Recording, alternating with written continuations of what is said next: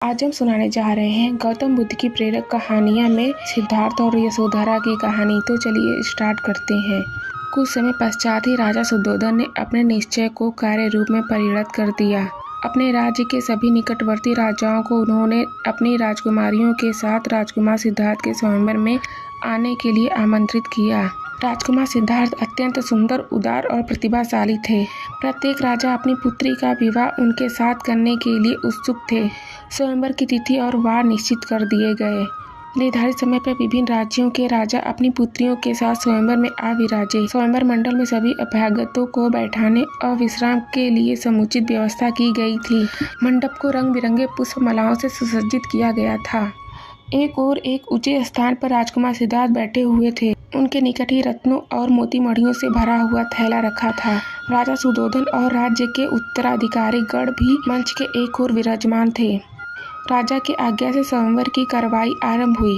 विभिन्न राज्यों की राजकुमारियां क्रमशः राजकुमार सिद्धार्थ के आसन के निकट पहुंची और उन्हें अभिवादन करी, किंतु राजकुमार किसी की ओर दृष्टि उठाकर नहीं देख रहे थे।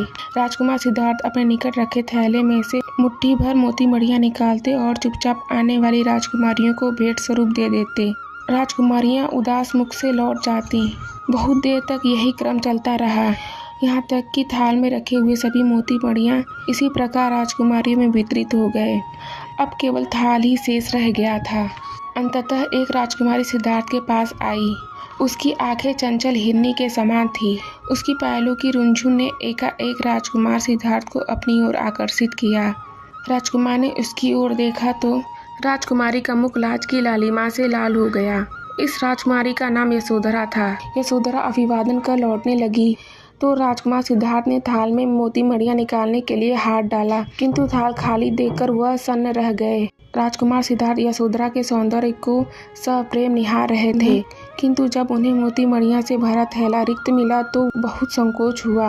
वे अपने मंच पर खड़े हो गए और बिना कुछ सोचे विचारे ही यशोधरा के सामने जा खड़े हुए।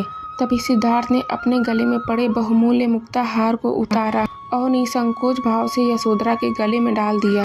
तभी स्वयंवर स्थल पर मंगल बाद बजने लगे और महाराज शुद्धोधन एवं राजकुमार सिद्धार्थ की जय जयकार गूंजने लगी। राजा शुद्धोधन ने आसन से खड़े होकर उपस्थित सभी गणमान्य जनों का आभार व्यक्त किया और राजकुमार सिद्धार्थ और राजकुमारी यशोधरा से विवाह करने की घोषणा कर दी। राजकुमारी यशोधरा के पिता भी उपयुक्त जनों का धन्यवाद करते हुए राजा शुद्धोधन की घोषणा का अनुमोदन किया।